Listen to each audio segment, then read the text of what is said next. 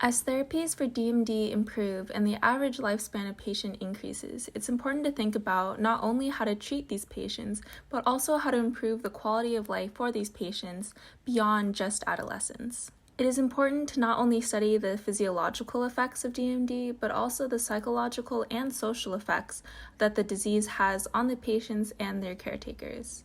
In this presentation, I want to focus on the view of the patient and how they view their own quality of life and their mental health regarding the disease. I want to share the story from the perspective of a patient with DMD and how they see themselves. When a patient first shows signs of DMD, often it is not themselves, but their primary caretakers who notice first. This leads to increased stress on the caregiver or family in the situation because this is a rare disease that they may not have seen before. And in a study done by Frischman et al., 200 primary caretakers were asked about their perceived social support, stress, and family quality of life. And they found that higher stress pileup was associated with perceived social support, a supportive family, and perceived own stress. So if they perceive themselves to be having a large amount of social support and a supportive family, there is less stress, and if they had higher perceived own stress, there was higher stress pileup. Family quality of life was also associated positively with social support and negatively with stress and control. This study helped to identify areas that families could receive support and how physicians could help deal with families and patients. But now I want to focus on the DMD patients themselves because often caretakers and family members who may notice these symptoms of DMD in their children aren't sure how to tell their children or the patient about their own situation, and that may lead to more stress on both parties because they may not know why they're going to the hospital, and the caretakers may be worried about letting them know that they have this rare disease. So starting off with how younger patients view their disease, in a study done by Fujino et al., 8 different patients with DMD were interviewed, and they reported that before they were formally diagnosed with DMD, they did notice the weaknesses in their body and how they couldn't be as active as other children. Younger children with DMD also have a tendency to internalize their problems at a higher rate than those patients who are older. A lot of them reported that they were anxious and depressed about making friends and just the overall lack of social experiences because of their conditions. They thought that others would judge them for being in wheelchairs, and they often had to leave class early or come late for doctor's appointments. However, despite the higher prevalence of conditions like anxiety and depression, these younger patients with DMD are not just their condition.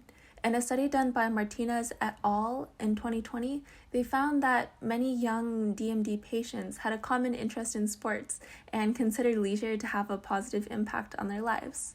They also found that physiotherapy was really beneficial to them, and it shows that these adolescent patients aren't hyper-focused on their condition and only thinking about how they have DMD. They have interests outside of DMD and genuinely want to be perceived as any other child. For example, there is a case study done on a 6-year-old patient with DMD by Adam Turk et al.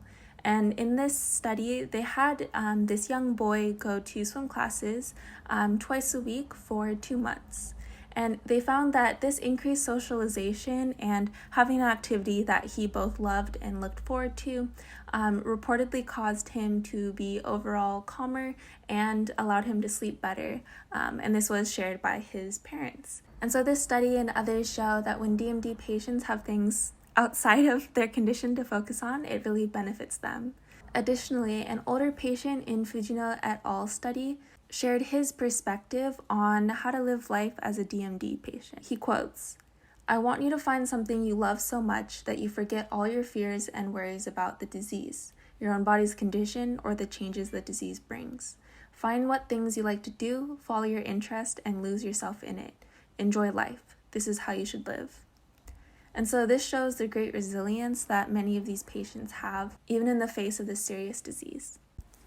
An additional part of having DMD as a patient is how to cope with it. And so in a study done by Tessie et al., researchers found that the most helpful coping mechanisms were accepting their conditions and learning how to live with it, reinterpreting the situation positively, and many individuals in the previously mentioned Fujino study also reported the benefits of meeting and talking to older DMD patients so they could see for themselves how the disease progressed, rather than hearing about it. However, DMD patients show resilience through it all, and in a study done by Landfeld et al., a total of 770 patient caregivers were asked how they perceive their patients, and over 84% perceive their patients as happy or somewhat happy and excellent, very good, or in good health, irrespective of their current ambulatory level. Other testimonies from Fujino's studies also reveal patients trying to push themselves in therapy to slow the progression of the disease and also trying not to worry their families. As patients age, however, the issue of both transitioning out of pediatric care and into independent life arises. In a study done by Pingalila et al., adult men with DMD reported that their main problems were with intimate relationships, work, leisure, transport, and meaningfulness of life. However, although they reported that their health status may be low in the physical aspects, they were not in the mental aspects.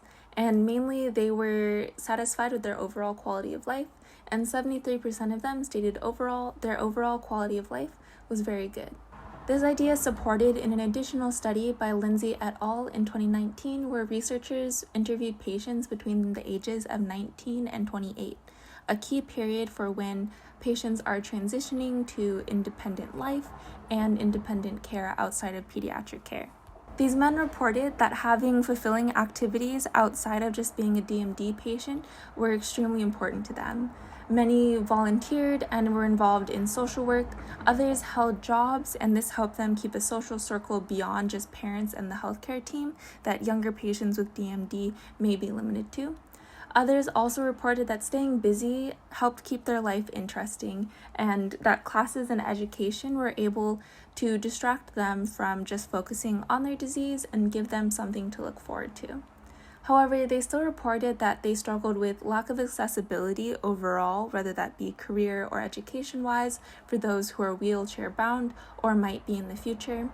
Their medical challenges also prevented them from being as independent as they wanted to be at their age, and they still face discrimination in the workplace for being wheelchair-bound or having DMD. I believe that it is important to continue to support DMD patients throughout their youth and as they get older, and figure out how to incorporate DMD patients into our existing educational and work frames, and to continue to support them towards any future that they want, not only clinically, but also psychologically and socially. Hopefully this story shed some light on what it's like to have DMD, and thank you for listening.